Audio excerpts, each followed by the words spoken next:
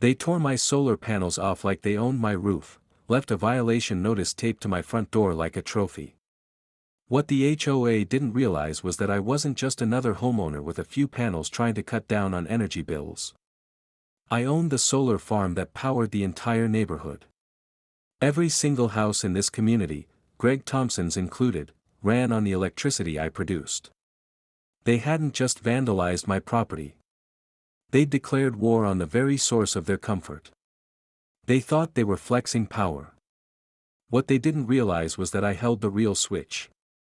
Legally, I had every right to reroute energy supply, and they just handed me the perfect reason. I wasn't going to take the whole neighborhood down. That wasn't my style. But the people who orchestrated this, the board members, Greg, and his cronies, were about to learn what it meant to be left in the dark. No AC. No Wi-Fi. No lights. While they sat in silence, I would be preparing to make them pay, one blackout at a time. 15 years in renewable energy had taught me more than just the science behind the sun. It had taught me about people, about politics, and about power, literal and metaphorical. I wasn't new to fights, but this one was personal. I had built my business from the ground up, starting with a dusty patch of land just outside town. That land became a solar farm, and the solar farm became the beating heart of this entire community's power grid. Through deals with the power company and private contracts, I supplied clean, reliable energy to almost every home in the neighborhood. Even the HOA office ran on my grid. Greg Thompson never liked that. As the HOA president, he wanted control, especially over energy. He once tried to push a fossil fuel contract through, trying to undercut my business, but the legal groundwork I laid had been solid. I thought that ended things. I was wrong. This attack wasn't about aesthetics or neighborhood standards. It was personal. While I was away on business, they made their move. I came back to a home stripped of its solar panels, my cameras tampered with, and a bogus violation taped to my door like it meant something. They didn't just cross a line, they bulldozed through it. I didn't act out of anger, though I had every reason to. I acted with precision. I reviewed every contract, every legal clause, and confirmed what I already knew. They had no right. In fact, under state and federal laws, what they did wasn't just a violation, it was a criminal act. And now, I had legal grounds to respond. My lawyer, a longtime friend, reviewed the terms. I could stop service to anyone who interfered with my infrastructure. So I did what any business owner would, I prepared to disconnect every home involved in the scheme. One by one, I drafted notices, cited the contract breaches, and sent them out. The power company was with me. We'd worked together for years, and they understood what was happening. When I showed them the damage and the legal violations, they backed me without hesitation. This wasn't revenge, it was business. But to me, it was also justice. Greg and his board thought they could bully me into submission. They forgot the most important rule in energy: don't mess with the guy who keeps the lights on. Now, everything was in place. The documents filed. The contracts enforced. The switches ready. Greg and his allies didn't know it yet, but by morning, their houses would go dark. The community that thought they could silence me was about to learn exactly what happens when you try to tear down the man who powers your world.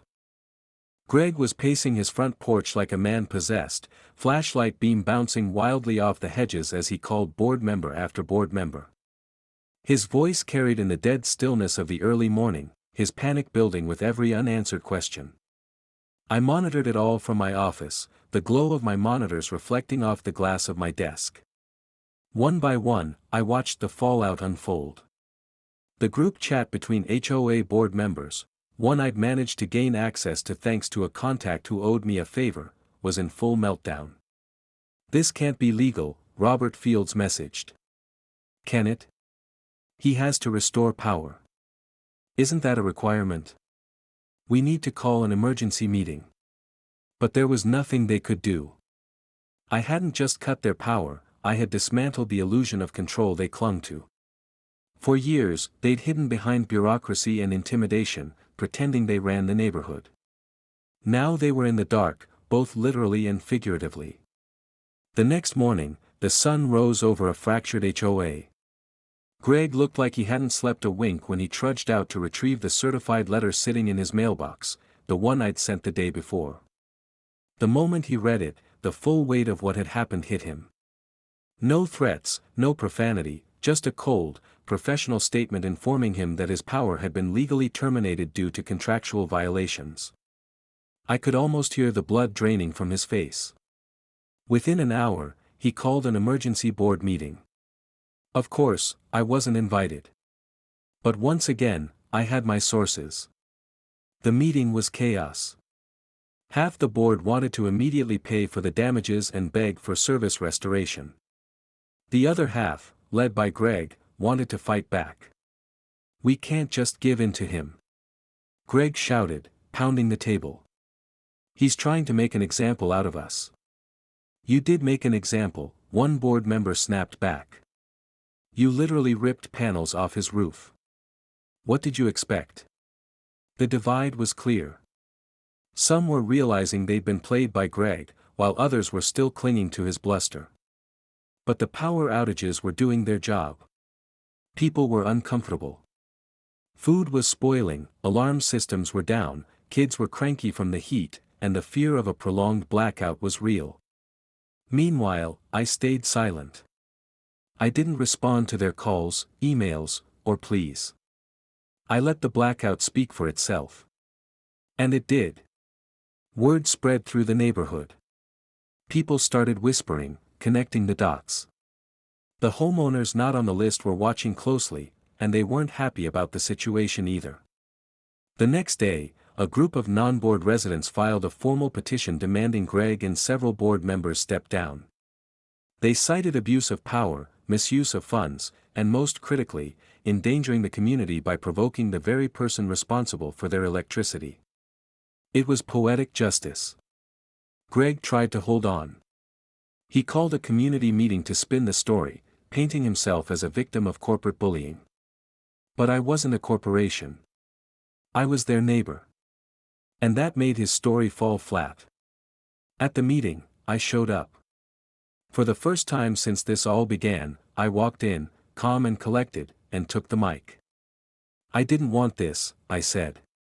"But I also didn't ask to be attacked. I'm not just a homeowner. I'm the person who's been keeping this entire neighborhood powered for years. And instead of a conversation, your board came after me like criminals."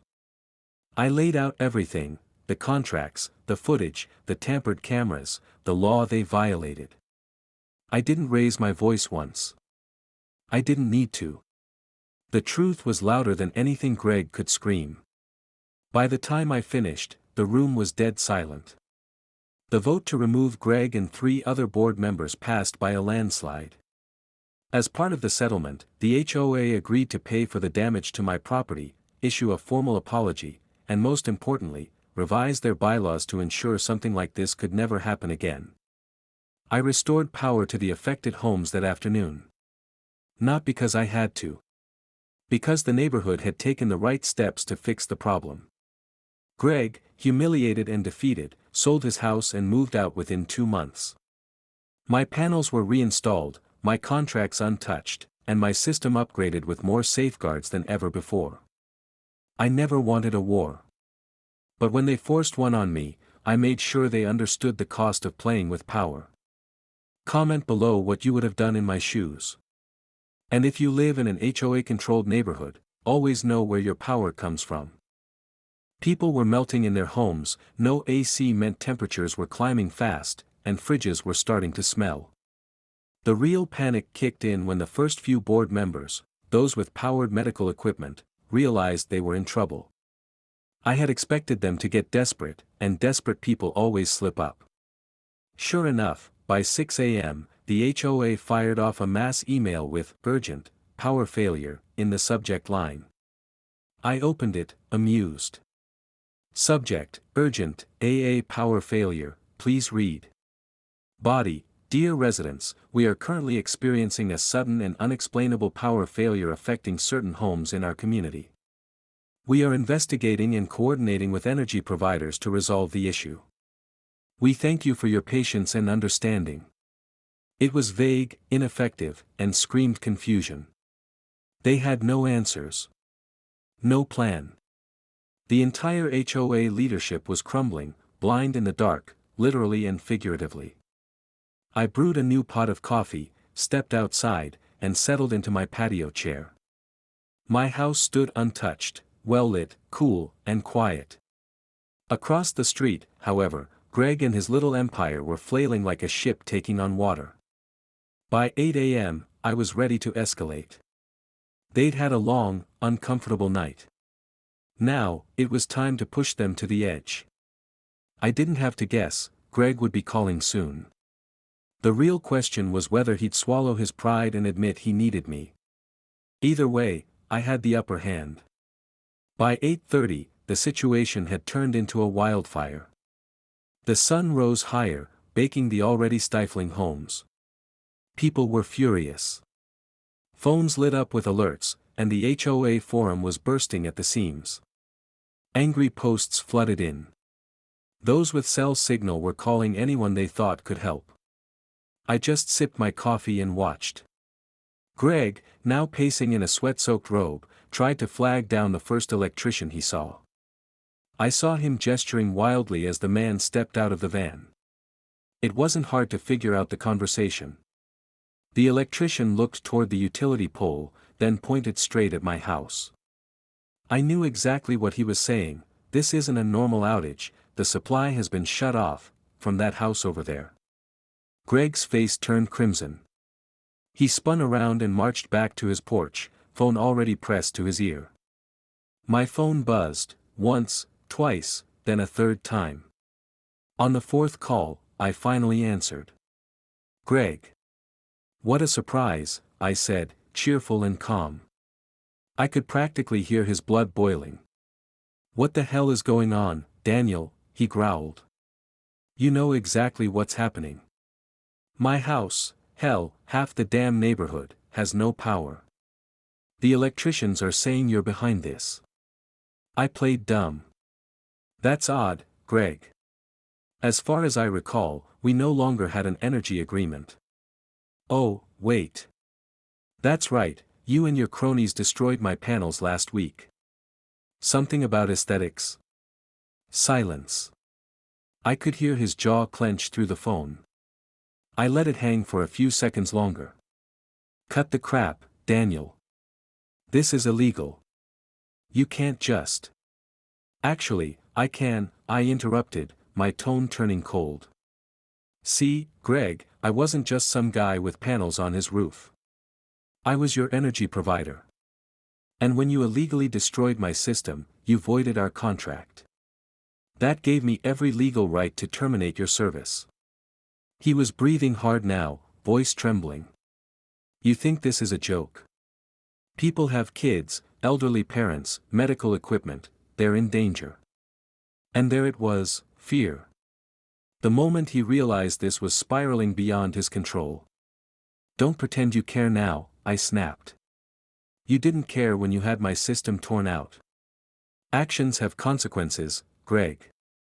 If you want power, you and your board will have to answer for what you did. I hung up. What followed was chaos. That morning's HOA meeting was bedlam.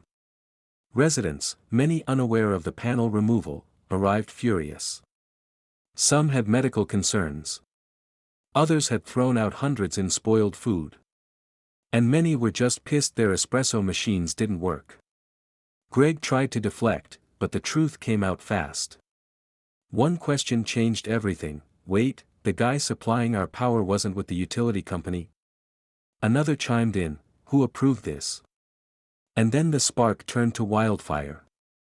Martha Reynolds, a sharp, no-nonsense retiree who had voted against the removal, stood up. You lied, Greg, she shouted. You said the panels were ugly and hurting property values. You didn't mention you were cutting off our power source. That was it. The gloves were off. How much are we paying these people? Where's the money going? Can we vote to dissolve the board? Then came the killing blow. Jason Caldwell, a former corporate attorney, stood and dropped the bomb. Legally, Greg, you may have exposed yourself and this entire board to personal liability. Hope you have a good lawyer. By 11 a.m., I got a text from Linda Brooks, the HOA secretary. Linda, Daniel, we need to talk. The board is in trouble. People are threatening to sue. Greg is freaking out. Please call me. I didn't reply. Linda again, I know. I should have stopped it. I'm sorry. Please, can we fix this?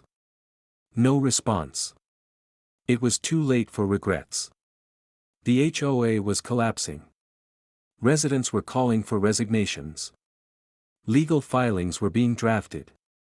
And I wasn't finished. They had destroyed my energy infrastructure and violated state law. I was going to make sure they paid. That same morning, while their little empire burned from within, my lawyer filed a lawsuit.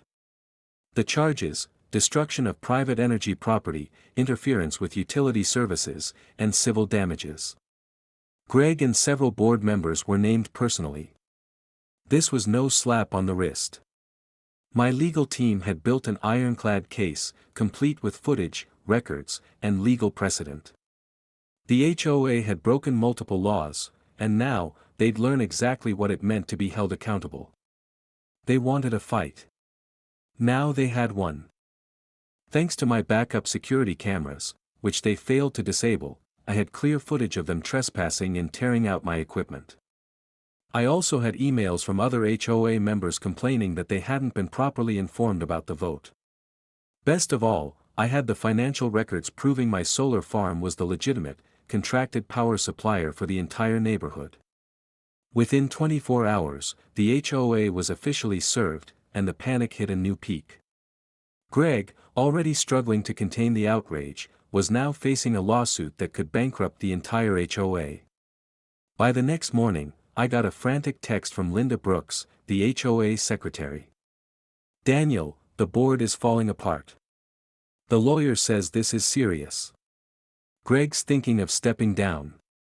Is there any way to fix this? My reply: sure. Pay for every panel, cover all damages, admit fault. Maybe then I'll consider it. She hesitated. I don't think Greg will agree to that. Then Greg can explain himself in court, I answered. And that's exactly where we went. My lawyer filed for an expedited hearing, citing that the destruction of a private energy system posed a serious infrastructure risk. Less than 2 weeks later, we were in court. Greg looked like a man who finally realized he had lost.